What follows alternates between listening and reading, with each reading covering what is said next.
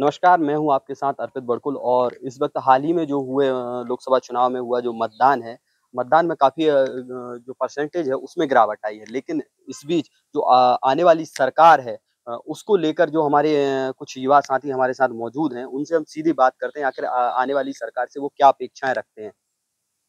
साहिल भाई नमस्कार बहुत-बहुत स्वागत है आपका।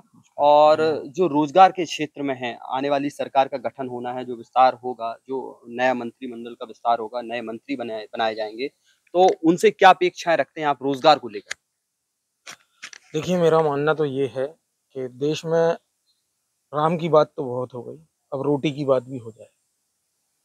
राम मंदिर का भव्य निर्माण हो चुका, समूचे देश में, समूचे विश्व में उसकी जय-जयकार हुई और उसको पूरी दुनिया ने सराहा भी।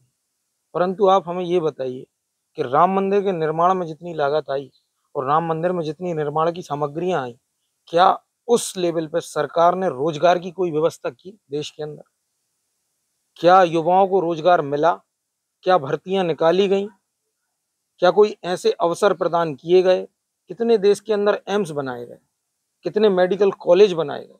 कितने लॉ कॉलेज बनाए गए? इसके बारे में चर्चा कब होगी? धर्म के मुद्दे की चर्चा तो देश में बहुत हो गई, मगर आप देश को रोजगार की तरफ कब लेके जाएंगे? इस मुद्दे पर कहीं ना कहीं सरकार अभी बहुत पीछे चल रही है। ये हमारे साथ साहिल भाई मौजूद थे जो जिन्होंने युवाओं के रोज़गार की बात कही। केंद्र में जो हमारे प्रधानमंत्री हैं नरेंद्र मोदी उन्होंने एक विज़न लिया था जब वो सत्ता में आए थे कि हमारे जो देश की इकोनॉमी है, जो जनसँख्या है उनको लगभग वो 2 लाख नौकरी देने का वादा कर रहे थे प्रति साल। इस बार हमारे साथ गणेश प्रजापति जो युवा हैं वो मौजूद हैं। उनसे सिर्फ़ जो बदलते राजनीतिक समीकरण हैं, उनको लेकर चर्चा करेंगे। गणेश भाई बहुत-बहुत स्वागत है आपका और जो लगातार राजनीति में बदलाव हो रहा है जैसे कि आप देख रहे हैं कि जब एंड टाइम पे जब चुनाव होते हैं तो इस बीच नेता अपना पाला बदल लेते हैं, तो किस तरीके से देखते हैं आप? जिस प्रकार से राजनीतिक जो नेता हैं, जो हमारे जनप्रतिनिधि हैं, जिन्हें जनता चुनती है एक विश्वास के तौर पर, वो किसी भी पार्टी से हों, सत्ताधारी पार्टी से हों या विपक्ष से हों, उन्हें जनता के हित में कार्य करना चाहिए।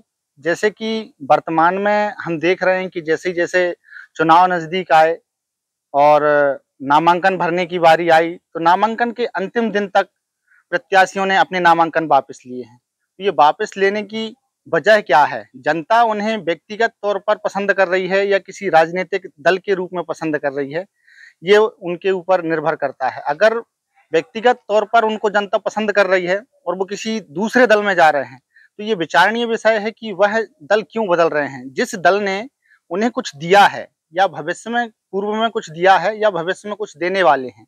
वर्तमान में जिनको कुछ नहीं दिया वो तो पाला बदल रहे हैं, लेकिन मिलने के बाद भी मध्य प्रदेश में बहुत सारे नेता ऐसे देखने के लिए मिले हैं जिन्होंने दल बदले हैं। तो दल बदलने के पीछे मेरे हिसाब से जनता का हित होना चाहिए, ना कि स्वयं का व्यक्तिगत और राजनीतिक।